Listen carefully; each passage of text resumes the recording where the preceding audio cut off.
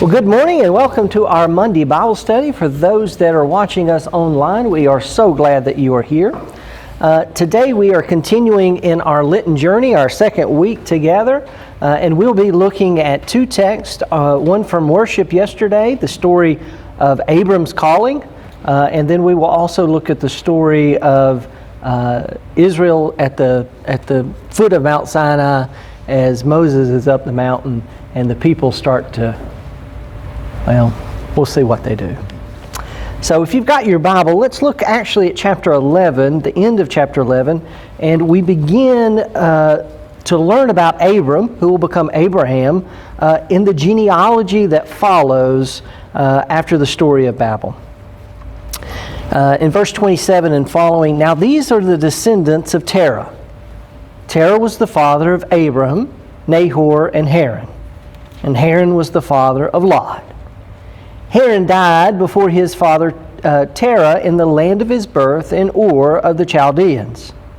Abram and Nahor took wives. The name of Abram's wife was Sarai, and the name of Nahor's wife was Milcah. And she was the daughter of Haran, the father of Milcah and Ishkar. Now Sarai was barren. She had no children.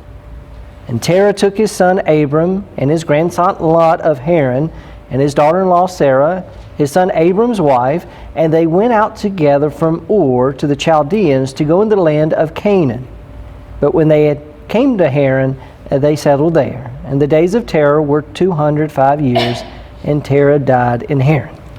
So we are introduced to Abram in this genealogy. And a couple of things are interesting that we should take note of. How is Abram introduced? Well, he's introduced as a son and an uncle. Notice that Lot's father has died early, and in many ways Abram will kind of take a place of a father figure for him, even in the narrative of the rest of the Genesis narrative. But he's not a real son. Sarah is barren. So our introduction to Abram and Sarah are that they really don't have a future. In the ancient world, it was lineage, it was children that made you have a future.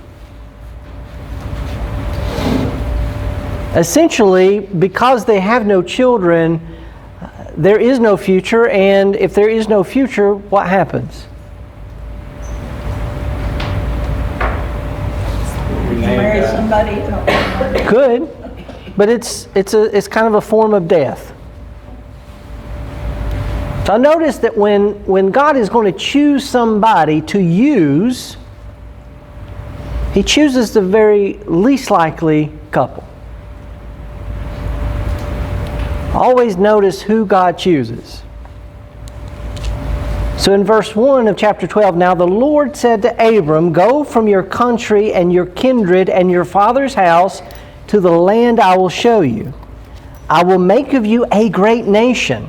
I will bless you and make your name great, so that you will be a blessing. I will bless those who bless you, and curse those who curse you I will curse, and in all the families of the earth shall be blessed. So Abram went as the Lord had told him, and Lot went with him. And Abram was 75 years old when he departed. Abram took wife Sarah and his brother's son Lot, and all the possessions they gathered, and the persons whom they had acquired in Haran, and they set forth to go to the land of Canaan. So Abram, God calls Abraham to leave his father, everything that he knows, to go on a journey with God towards the destination that is land and to be a father of a great nation. I want you to notice God chooses a person who is broken. He chooses a couple that's broken. Not only are they broken, but they're old. They're past their prime. Now when we think about that, we don't really see Abram kind of making a fuss. We don't see Abram doing what Moses will do and the prophets will do when they are called to do something. What does Abram do? He just does it. Now, it's interesting how Abram will do certain things and later on question certain things, and then later on do certain things again. So God chooses Abram and Sarah, a couple that is barren. They are broken. And out of their brokenness, He's going to do what? He's going to fulfill God's purposes in the world. When we look at the book of Genesis, up until this point, it paints a picture of a broken world. It is a world that is breaking apart, and God is going to use a broken person, like Abram and Sarah, to do something wonderful. To make a nation that will be a light to the nations, to bring them to God. This is essentially the purpose of Abram and the promise. Because if Abram lives faithfully, and the people live faithfully, they will what? They will be a blessing to the world.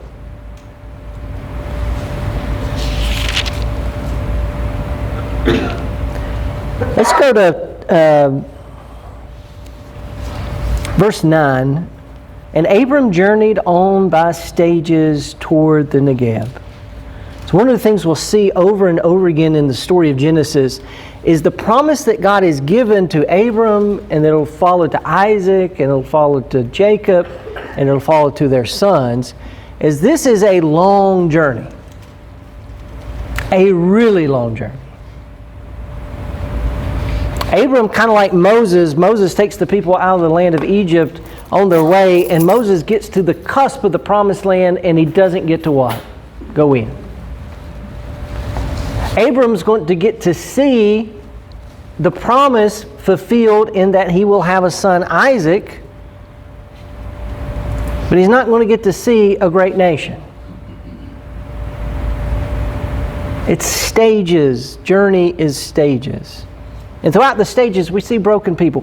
One of my favorite stories, and there's two of them, and they're probably independent versions of the same story, but Genesis puts them together.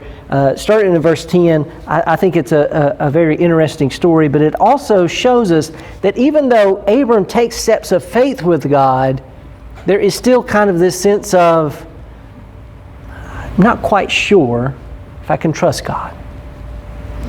Now there was famine in the land, and we'll see this over and over again in the Genesis story. There's famine in the land, so Abram went down to Egypt to reside there as an alien, for the famine was severe in the land. And when he was about to enter Egypt, he said to his wife Sarah, I know well that you are a beautiful woman in appearance. Now every wife wants to hear that.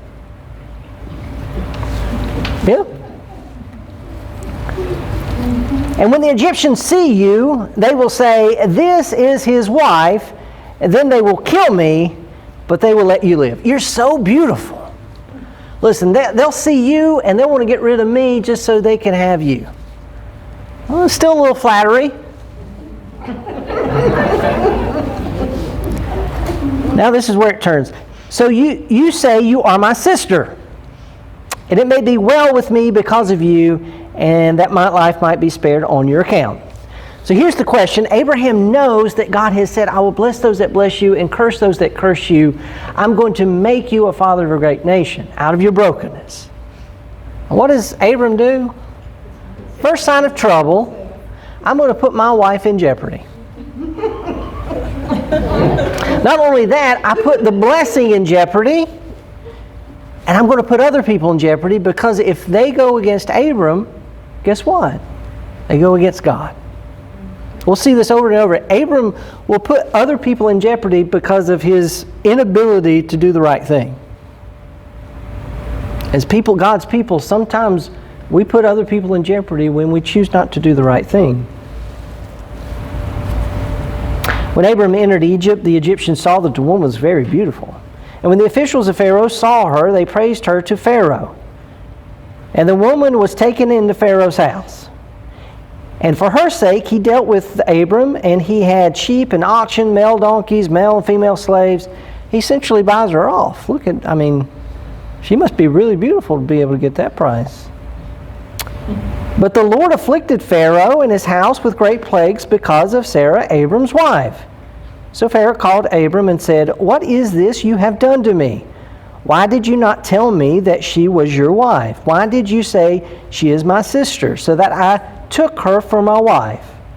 Now then, here is your wife. Take her and be gone." And Pharaoh gave his men orders concerning him, and they sent him on the way, and his wife, and all the land of Egypt. There's another story where Abram does the same thing, except this time the person sees Abram and Abram's sister making out and realizes it's a ruse. But in each of those stories, Abraham plays a part in jeopardizing not only the promise by putting Sarah in a precarious situation, but also jeopardizes those he's around, because if somebody comes in and tries to intercede into this promise that God's made, God's going to stop it. And here in the story, we see that Pharaoh is essentially aware that something is not right. So even on this journey of faith, we start in that journey, and the Apostle Paul, when he talks in Romans about Abram's righteousness comes through his faith, it's still a step of faith, another step of faith, and sometimes when we think about our walk of faith, sometimes we do what? We step backwards. I want you to think about your journey of faith. I want you to think about some of the struggles you've had in your faith journey. Today we're going to talk a little bit about that.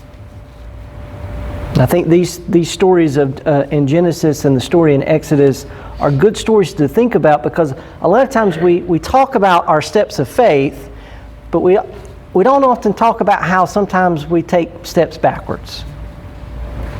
I want you to think about in your life, when have you taken a step backward? Growing up, we would call it backsliding. Y'all remember that? I always pictured Michael Jackson doing the moonwalk in church. I was very literal growing up, and I would hear people talk about backsliding, and I thought that's what they were talking about. I really did. I mean, I didn't. Nobody explained it to me. I just kept waiting to see somebody do the moonwalk in church, but it never happened. But think about, maybe it's not that you're doing the things, but we take steps of faith, and sometimes we take step backwards. We take steps of faith, sometimes we take step backwards. Sometimes we do it individually, sometimes we do it as a community of faith. So I want you to think about in your life, when have you taken a bold step forward? When have you taken a step backward? Where do you feel like in your life you're at right now? Are you taking steps forward, backward, or are you stuck? You ever feel like you've been stuck? Today we're going to look at the story we've just talked about as a step forward, and we'll see over and over again Abram, and we're not going to go through the Abram story in detail, but I'm going to talk a little bit about it. We'll see Abram taking steps forward and steps backward. And he doesn't do it alone. He does it with his wife and his family. So if you know the story of the Genesis story of Abram, what are some other parts of the story that you remember? Let's think about, Hagar. So God has promised that you will be a great nation, Abram. Time passes, and Sarah's still what? She's still barren. Well, maybe we've got to reinterpret it, what God meant by that.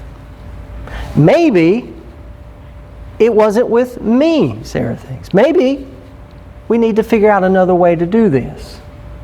She has a handmaiden, a servant, a slave named Hagar.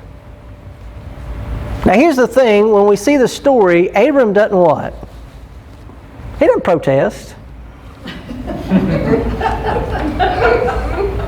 It's some of the same things we'll see over and over again within the biblical text. Going back to the story of last week of Genesis in the garden. We're all complicit a lot of times in these movements. He doesn't protest. As soon as she conceives and bears Ishmael, what happens to Sarah? Jealousy, resentment. Hagar has no ability to control her destiny. This couple has decided for her that she's going to be a mother. And as soon as she has a child, guess what happens? Jealousy.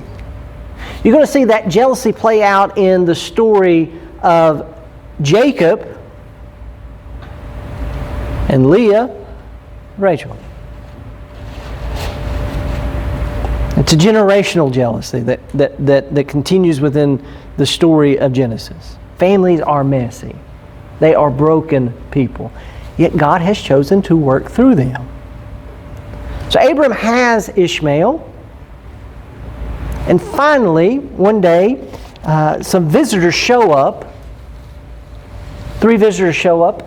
And Abram welcomes them and they prepare a big meal, because in that culture, hospitality is key. And come to find out, it's somehow God has visited them. And Sarah's cooking and hears them say about the promise that she will bear and conceive a son. And what does she do? She laughs. She doesn't laugh out of comedy, I think. It's out of a sense of deep frustration. We have been journeying with God on this promise that's just not happened. I've heard this over, and you can imagine them talking about it every day. It's going to happen. It's going to happen. It's going to happen. Y'all know people that are super positive? Y'all know super positive people? I wish I was super positive more than I am. I can be positive, but I can't be super positive. But if you hear somebody that's super positive and they're telling you that things are going to work out, things are going to work out, things are going to work out, and everything is to the contrary, when you hear it, what do? Inwardly, you say, you're naive, you don't know what you're talking about, and you may laugh. Not out of a sense of humor, but out of a sense of desperation. I think this is where she's at. She eventually does conceive. She does bear a son. And in the midst of all of this, Abram has been journeying with God. Y'all know the story of Sodom and Gomorrah. Lot has been living in the city. And God says He's going to destroy it. They've become essentially inhospitable people. When the angel comes to guide Lot out, we see the inhospitality that comes there.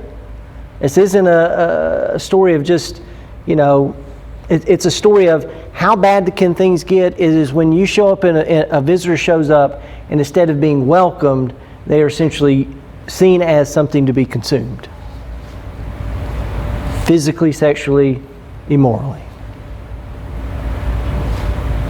And God says, I want to destroy him. And what does Abram do? He intercedes. He says, what if there are what? A number of righteous people.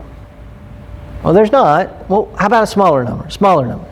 He at least what? He tries to talk to God about what? Changing God's mind. This story is counter to the story when God shows up and says to sacrifice your son Isaac. It's very interesting that Abram, the same person who will intercede for a group, a village of bad people, doesn't intercede for his own son. It's an interesting and very curious thing. He goes to sacrifice his son. He's stopped before he does it. And in the narrative, you will notice that the rest of the story, Isaac and Abram never talk. They never talk again. When Isaac, essentially this bachelor who's mourning his mother's death, doesn't leave the tent, what does Abram do? He has to send somebody to go find a wife for the fella. But they don't interact face to face. It's a very interesting story. It's broken. This family is a broken family. And yet, throughout their brokenness, they have journeyed with God, and God has continued to journey with them. That reminds me of my life and my family. If the Genesis story had just remembered all the positive things about these people, it wouldn't be very relatable, would it?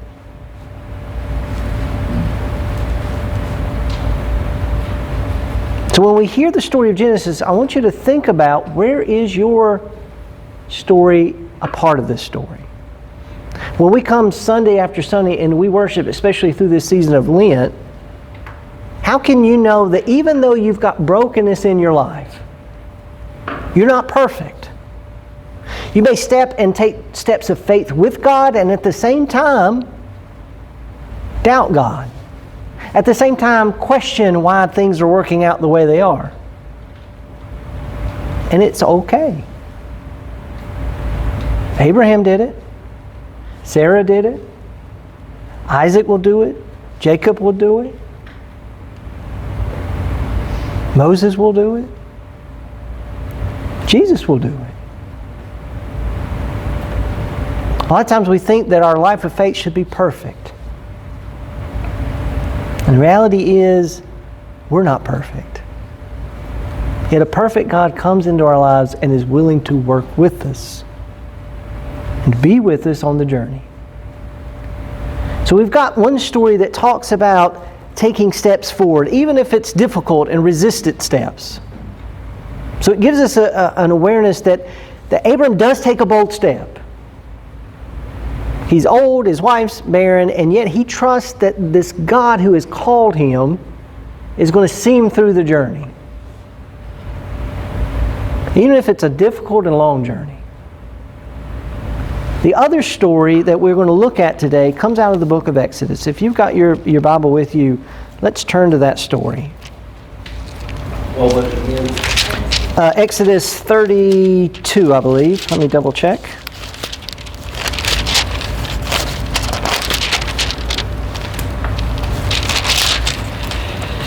Yeah. So we get to the book of Exodus, and the book of Exodus comes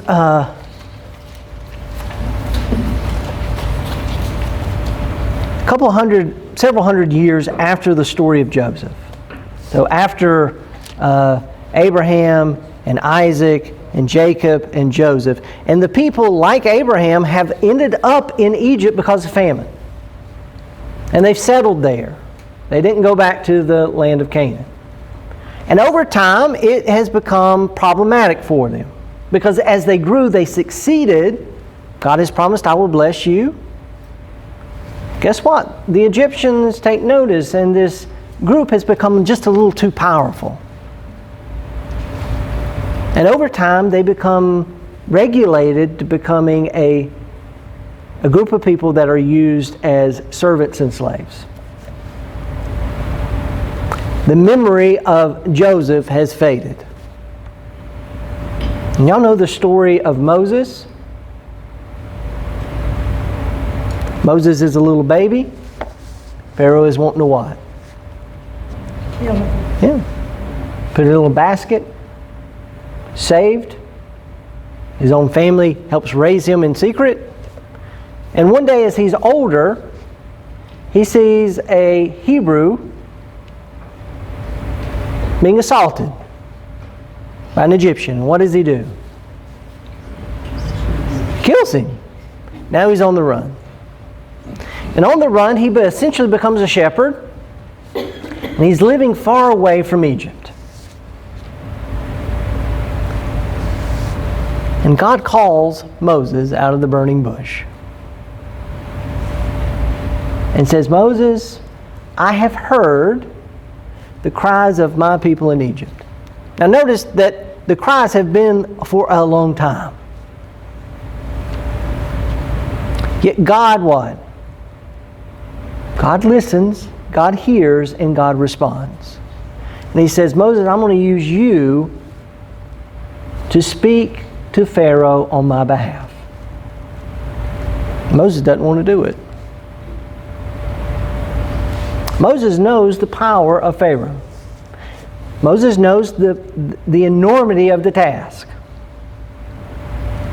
And initially it's just to go to ask Pharaoh to let the people go worship. And Pharaoh is reluctant to even do that. Through a series of plagues, and you can go back and read the story, God shows that He is more powerful than Pharaoh.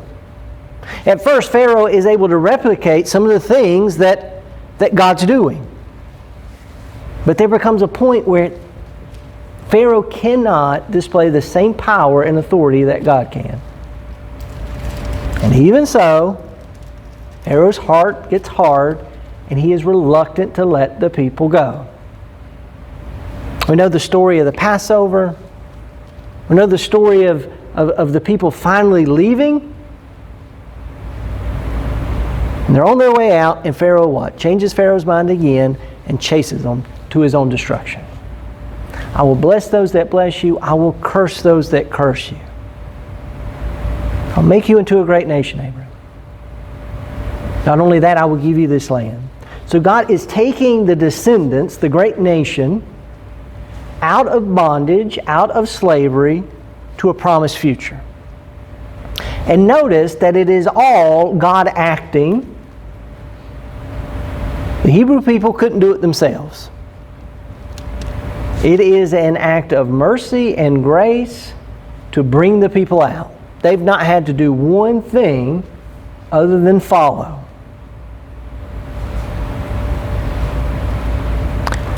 They finally get to Mount Sinai. And if you read the book of Exodus and then the book of Numbers, they're going to sit at Sinai for about 2 years. And this is the place where God is going to make them and shape them to be the people God wants them to be. How they're going to worship, how they're going to relate to God, how they're going to relate to one another. It's a formative experience, Sinai. They experience at Sinai a theophany. They experience in the storm, in the thunder, and the lightning, the power of God. They see Moses' face radiating.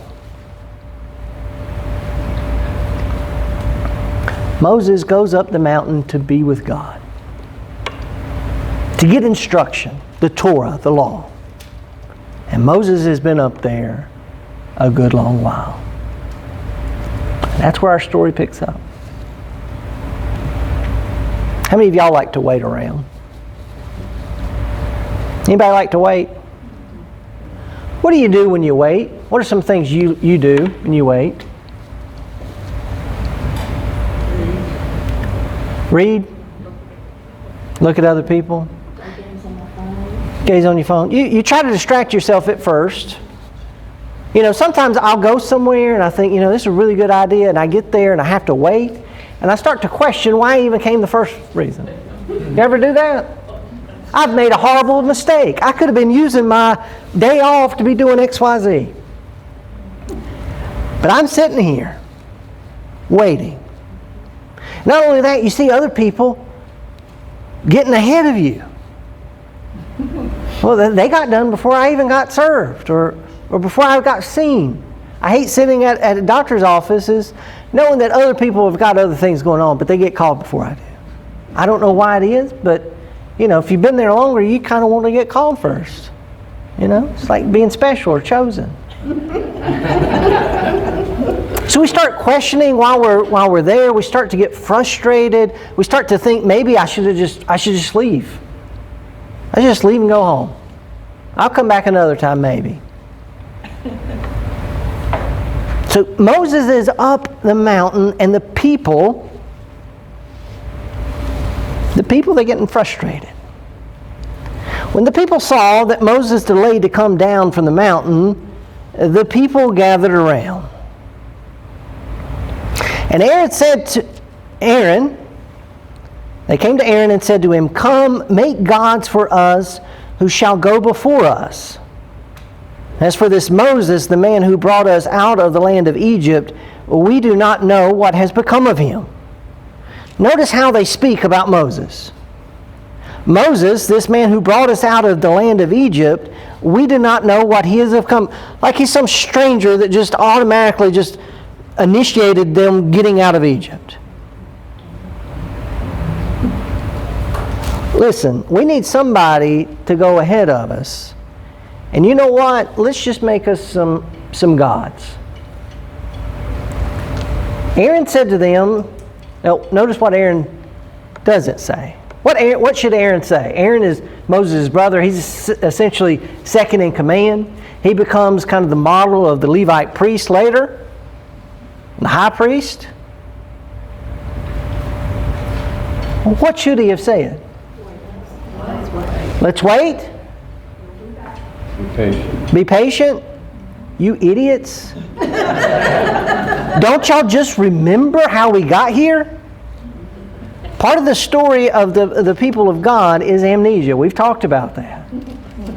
God has liberated them from the power of Pharaoh and the oppression of Pharaoh. And as soon as they get to a place where they are free, they want something what? To be in charge of them again. Think about when you take steps of faith and you get outside your comfort zone, what do you want to do? I just want to go back to the way it was. It was safe there. Felt good. You think about, and we'll talk more about it, but think about people that you know, or maybe it's you, that you've been in a bad place. Maybe it is you've been hurt by somebody, and that hurt, that anger has built up. And the possibility of getting rid of the hurt, the pain, after a while seems, you know what, I kind of like this pain, this anger. I mean, it may not be the ideal, but I've gotten used to it. It's become comfortable. And to take it off would become uncomfortable. And you notice people that start to move towards healing sometimes go where? They go right back to the what? To the pain and the discomfort, the unforgiveness, whatever it is. Because that's a lot easier. Because if I get outside of it, guess what? I'm going to be uncomfortable. Aaron says, take off the gold rings that are on the ears of your wives, your sons, your daughters, and bring them to me. So all the people took off the gold rings from the ears and brought them to Aaron. He took the gold from them, formed them into a mold, and cast an image of a calf. And they said, these are our gods, O Israel, who has brought you out of the land of Egypt. So they go from not remembering to making a new story about what has happened in their lives. They've replaced God. Now we think about our journey of faith, and sometimes God works in our lives and gets us to a point, but sometimes we start to put other things in the place of God. We start making other golden calves. Sometimes instead of putting God in that place, maybe we put a minister, a pastor, an ideology, something in the place of God. We forget that it was God who got us here, and we start to say, maybe it was XYZ.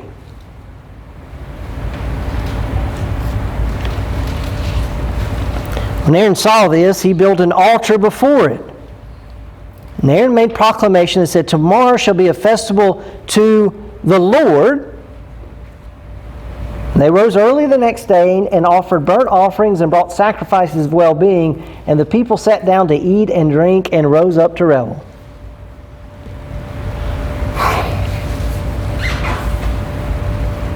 So they go from being impatient to substituting God, and now what? Worshiping it. And in their worshiping, they make themselves what? Feel better. Instead of staying uncomfortable, waiting on Moses, what do they really want? Something physical. Something physical and something to make them feel comfortable. Journey of faith, for the most part, I'll be honest with you, is uncomfortable.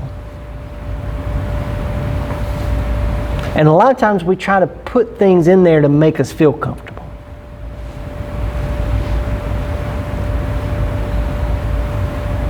Sometimes it's good things and sometimes it's bad things.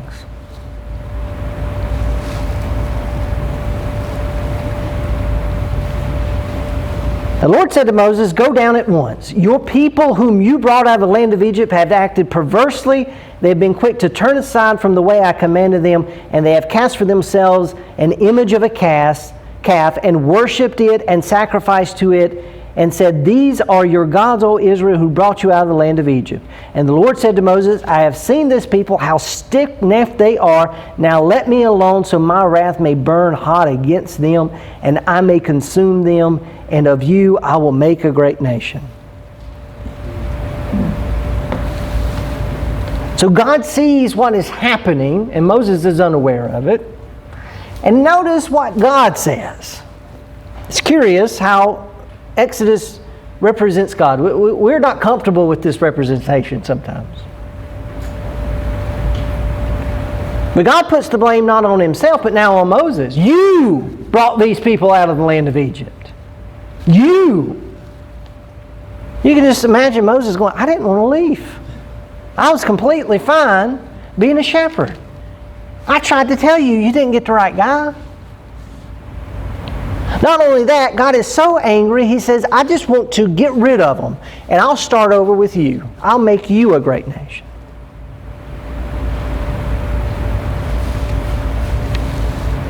Moses implored the Lord his God and said, "O Lord, why does your wrath burn hot against your people, whom you brought out of the land of Egypt with great power and a mighty hand?"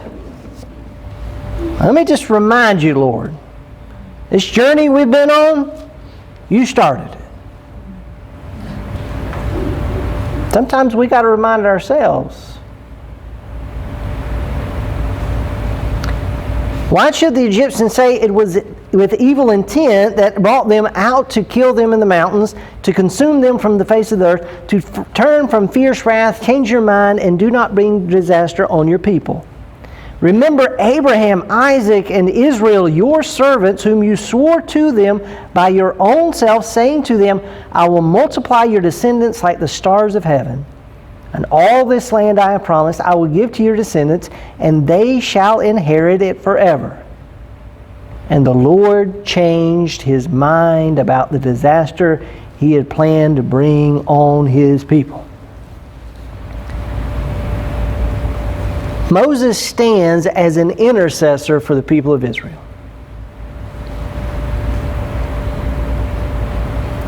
Moses stands and, like Abraham, changes God's mind.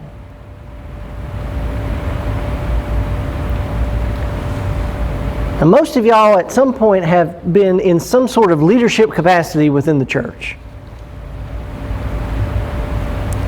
One of the things I notice about good leaders is sometimes they can tell when things aren't going the right way. And good leaders don't abandon ship, do they? What do? They intercede. Moses intercedes for the people. He stands and not only pleads for them, but will help bring them back to God. Jesus is like Moses, but even more so. Matthew's Gospel, Jesus will do things Moses does, but more so. Matthew's Gospel, Herod what? Tries to kill the not the firstborn, but the babies of a certain age. And where does he have to go? To Egypt. Matthew's Gospel, Jesus is bringing the Word, not to abolish it, but to fulfill it on a mountaintop, like Moses. Jesus becomes, in the book of Hebrews, not only our high priest, but also the sacrifice. For us as followers of Jesus, we know that sometimes we don't go in the right way. And Jesus comes and intercedes for us as well. There will be opportunities that we have to intercede for other people. Maybe it's our family members. And pray, Lord, use me, help me to work in their lives. They're not on the right path.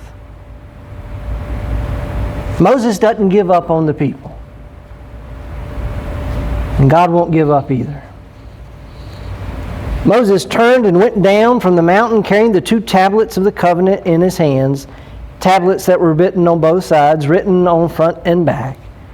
And the tablets were the work of God, and the writing was the writing of God engraved upon the tablets. And when Joshua heard the noise of the people as they shouted, he said to Moses, "There is a noise of war in the camp." So we've got to remember that back earlier in Exodus, Moses had already been up the mountain and gotten the 10 Commandments. And the first commandment was what? Anybody remember? God. I am the Lord your God who brought you out of the land of Egypt, out of the house of slavery. You shall have no other gods before me. And when Moses is gone just a little bit of time, they've already replaced God. They've forgotten that it was the Lord that brought them out of Egypt. And Moses comes down to this revelry. When Joshua heard the noise of the people as they shouted, he said to Moses, "There is a noise of war in the camp." So Joshua's been away from the people, waiting on Moses, and he gets back and he says, there must be a fight down there. But he said, "It is not the sound made by victors or the sound made by losers. It is the sound of revelers that I hear." As soon as they came near the camp and saw the calf and the dancing, Moses' anger burned hot. So Moses may intercede for the people, but he gets mad. We should get angry too sometimes. And he threw the tablets from his hands, and he broke them at the foot of the mountain. And he took the calf that had been made and burned it with fire, ground it to powder, scattered it on the water, and made the Israelites drink it. That's pretty powerful. If we think about the things that we do that resist God, and if we had to consume it, how bitter it would taste.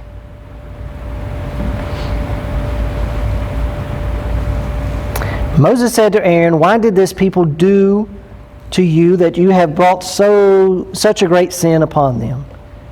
And Aaron said, "Do not let your anger of my Lord burn hot. You know the people, they are bent on evil." So what does Aaron do? Yeah, remember our story last week?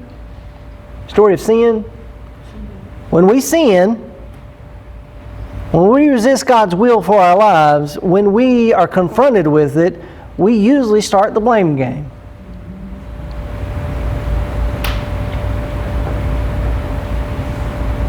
Anytime we've watched somebody in some sort of power get caught with an affair, what do they normally start doing?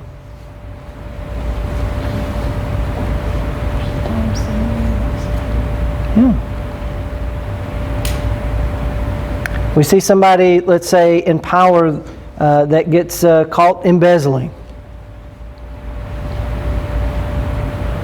There's always fall guys. Aaron starts trying to make a fall guy out of the people.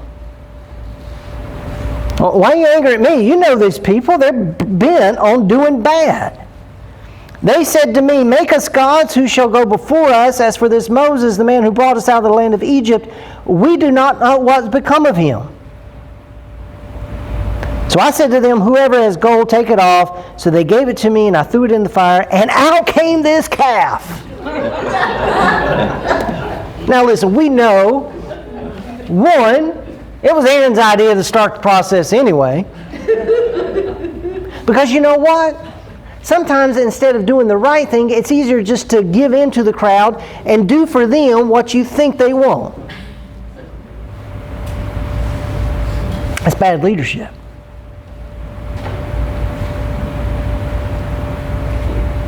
And when confronted about how he's supposed to lead, what does he do? It was their idea. And you know what? We just threw it in and this thing came out. You know? Me and Amber likes, I've mentioned this a lot of times, but sometimes some of them stick with you. And Amber likes to watch Dateline, and they had this one where this guy, he murdered his wife. That's usually what happens on Dateline. And he's arrested, and they come to him and they say, "Well, have you had any affairs?" Well, yeah, I've had an affair. He's up front with it right away. Oh, well, how long has it been? Oh, a long time. We even have a child together. Oh, so you have a child together. Well, my wife knew we was having the affair, and we were just friends with this lady, and she couldn't have babies, so my wife told me that I should make her have a baby so she could have a baby. And then I popped the baby. Well, that's kind of what's happening here. It just happened that way, and it was just the way it was. It was a lie. He's a super nice guy. He's just a super nice guy. Instead of taking any responsibility, everybody else is to blame for this thing happening. And by the way, I didn't try to cover all of it up by killing my wife. That's just, somebody else did that. I mean, this is how people are. Taking responsibility. Y'all just watched a whole murder trial about somebody who did not want to take responsibility, and instead of taking it up front, continued a series of things that ended in murder and more cover-up.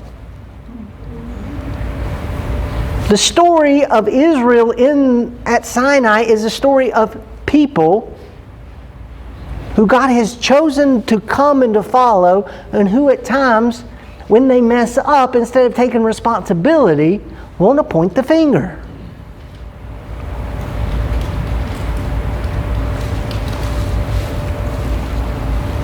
When Moses saw that the people were running wild, for Aaron had let them run wild to the desertion of their enemies, then Moses stood at the gate and said, "Who is on the Lord's side? Come to me."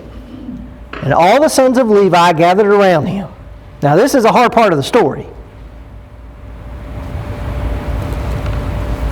And he said to them, "Thus says the Lord, the God of Israel, put your sword on your side, each of you. Go back and forth from gate to gate throughout the camp, and each of you kill your brother, your friend, your neighbor." And the sons of Levi did as Moses commanded, and about 3,000 of the people fell on that day. And Moses says, "Today you have ordained yourself for the service of the Lord, each one of you cost of a son of a brother, and so have brought a blessing on yourselves this day." And on the next day Moses says to the people, "You have sinned a great sin. But now I will go up to the Lord. Perhaps I can make atonement for your sin." So Moses returned to the Lord and said, "Alas, this people has sinned a great sin. They have made for themselves gods of gold. But now if you will only forgive their sin and not blot me out of the book that you have written." But the Lord said to Moses, "Whoever has sinned against me, I will blot out of my book. But now go, lead the people to the place about which I have spoken to you. See, my angel shall go in front of you. Nevertheless, when the day comes for punishment, I will punish them for their sin."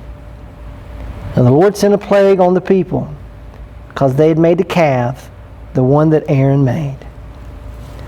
The reality is, even on our journey of faith, if we get so far away from resisting God in our lives, there comes a point we've got to face the punishment. It doesn't mean that God doesn't stop walking with us. It doesn't mean that God doesn't stop loving us and caring for us and redeeming us.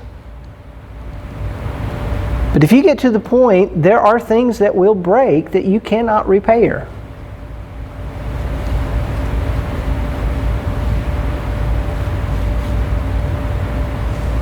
When you break a spouse's heart, you may not be able to repair it. When you take something that is not yours, you may not be able to get it back or give it back.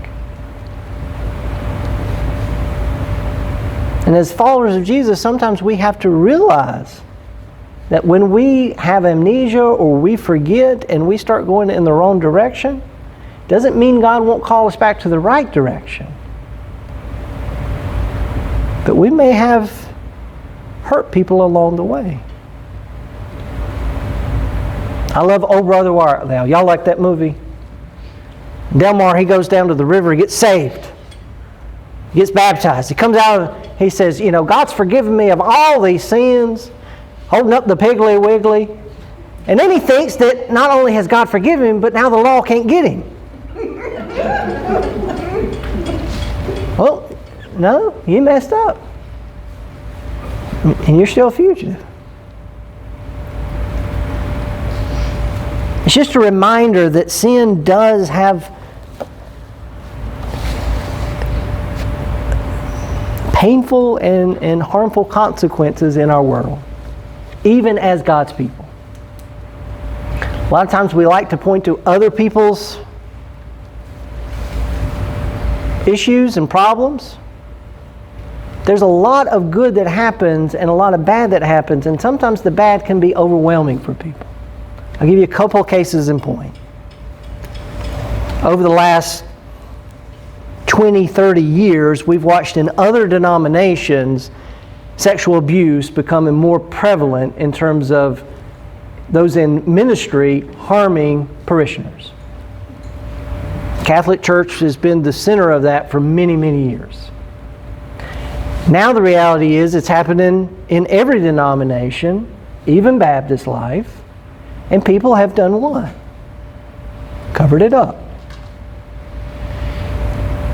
The reality is not only does it hurt the witness of the church, but it has destroyed people's lives and their faith. Jesus says to his disciples, if any one of you puts a stumbling block in the faith of one of these little ones, it would be better for you that a millstone, big millstone, was tied around your neck and you were thrown into the ocean. That's pretty harsh words from Jesus.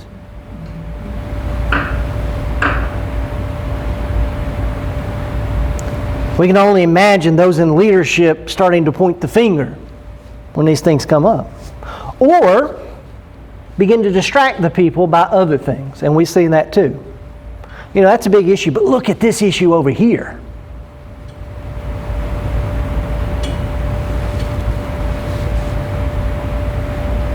When we come to the season of Lent, it is a good opportunity for us as followers of Jesus to examine deeply our own lives and the lives of the corporate body of Christ.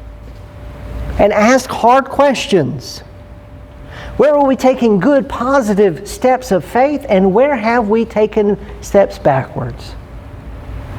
And asking God to reveal to us what we need to be doing, but also how do we intercede,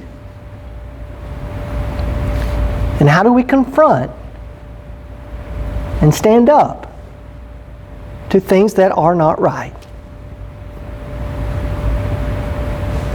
Those are hard questions. But these two stories remind us that these are our stories. The journey of faith is not a simple one. It's not an easy one. It's messy. Because guess what? We do it with other people who are just as broken as we are.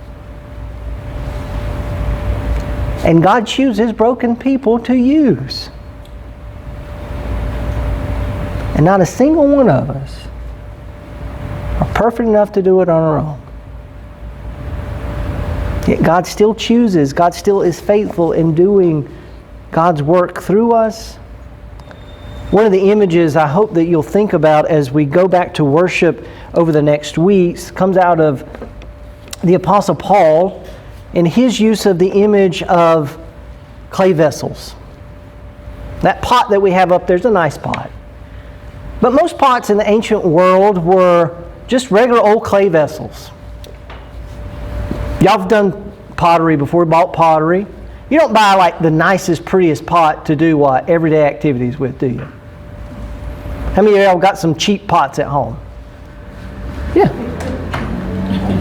Cheap pots aren't glazed. They're not painted. They're not overly valuable. And guess what happens to them? They break easy. Apostle Paul says, we have this treasure in clay vessels, clay pots, so that others know that the power that's working in our lives doesn't come from us, it comes from who? God. God uses us that are not overly polished, not overly beautiful at times, and easily breakable to fulfill God's purposes in the world. Purposes of redemption and healing and reconciliation and forgiveness and renewal.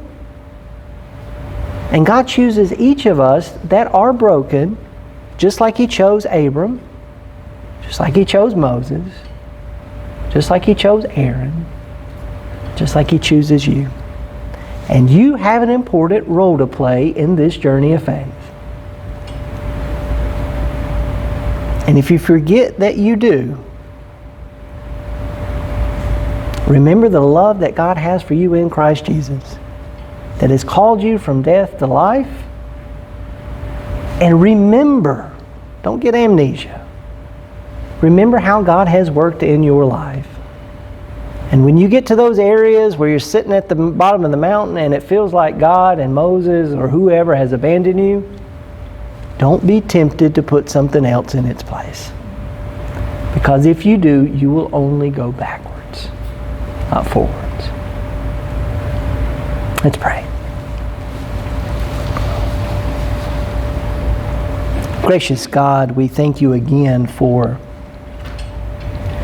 the way that you call each of us. And God, when we look in the mirror and we see ourselves as you see us, God, we know that we are loved, but we also know that we have areas in our lives that have cracks in them, bruises, and yet you still choose to use us. You use us for the upbuilding of your kingdom here in our community of Inman, in our families, in our relationships and work. Lord, help us to continue to follow you in those difficult steps of faith. Lord, help us when the seasons of life become difficult, not necessarily even on our own making, but because of others or because of things that are happening. Help us, Lord, to be sensitive to the way that your Spirit is leading us to grow. Remind us that at no matter what age we are, there is always room for us to grow closer to you and closer to one another. Help us, Lord, as we see areas, not necessarily in our lives, but in the life of the church as a whole, whether locally or bigger than us. We see areas where golden calves are being made. Lord, help us resist it. Help us to call it out. And help us to lead people back towards you. God, we love you, we thank you, and we ask that you will lead us this week to deeply reflect on how you are making each of us new. We pray this in the name of Christ our Lord. Amen.